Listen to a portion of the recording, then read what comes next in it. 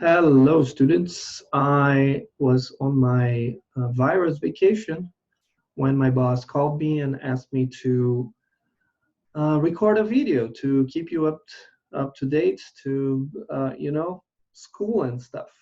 So I guess we gotta do things. Even though I'm in isolation, I can provide you with some videos and activities, and we can keep in touch so we can keep learning. That's the idea, right? I decided to first review something that we talked about a couple of classes ago. That would be the normal sentence pattern. Remember, we talked about how sentences in English, they have this tendency of keeping certain words in certain positions. For example, we have something called subject. And this guy here, the subject, usually stays in the first position in the sentence, in a normal sentence, right? In order to have a complete sentence in English, we need many different particles, but we need at least two to make it work. We need a subject and a verb. One example would be, I arrived. So, where are you, man? I'm looking for you. Oh, I arrived. I already arrived. So I arrived is a sentence that is made of subject and verb alone. Sometimes we use verbs that don't really gives the complete idea of what we need. For example, I bought.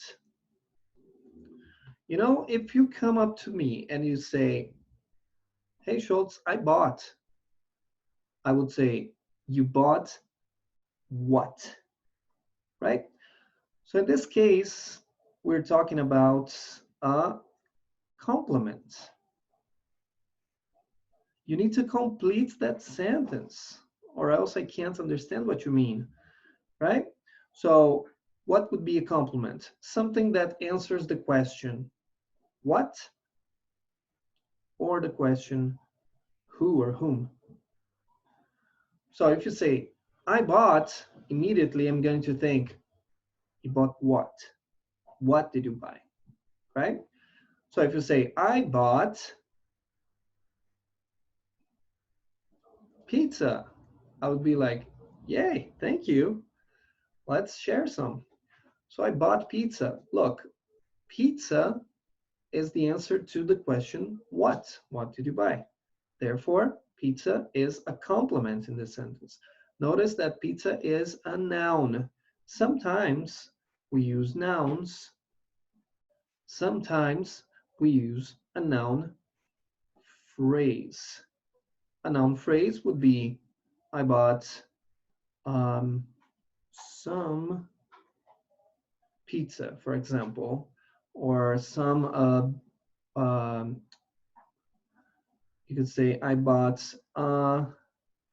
delicious, a delicious pizza, right? In this case, we have a phrase, but the star here is the noun, right? Okay, you notice that I asked two questions here, what and who. There are more questions that can be asked, right? We could, for instance, ask how. We could ask where, and we could also ask when. Those three questions here, they belong to something we call a modifier. What does the modifier do? Duh, it modifies the sentence, correct? So how could be an adverb, for example, quickly. Where? Um, you could say at that special place. I don't know. And when? Let's not eat old pizza. Let's say a few minutes ago. So I could say, I bought a delicious pizza quickly at that special place a few minutes ago, right? You could say that. That sentence has a subject, a verb, a complement, and a modifier, right? Couple of notes here. Remember how sometimes music changes the rhythm in order to spice things up and make things more interesting? Well, this happens in grammar too. So think of a passive voice, how it will change subjects, and sometimes we have also sentences starting with there is, there are, there was.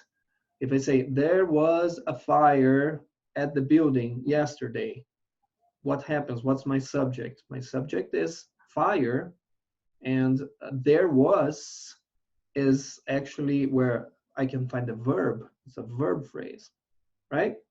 So sometimes it changes position, but that's why we call it a normal sentence pattern. Normally, you wouldn't change that pattern, that order. As modifiers go, it's not that hard to get it. Just think about the questions, and remember these questions have specific order, and we respect the order. So instead of saying I ate pizza a few minutes ago quickly, you would say I ate pizza quickly a few minutes ago, because we give priority to how, or how we call it, manner, right? Each question has a word that is attributed. For example, how, we say it's manner, right? Let me put this here so you can remember. How, that's a manner modifier. That means it's how, the way something happened. Where is more obvious, right? That's the place. And even more obvious, when, which is simply time. That's it. I will leave some exercises so you can recognize the subject, the verb, the complement, and the modifier. You can use Google Classroom to answer, and I will correct, and then I will give you some feedback, right? Have a good study, and if you have any questions, I'm always available through Google Classroom, or you can reach me through WhatsApp. Thanks, guys. I guess that's it for this video.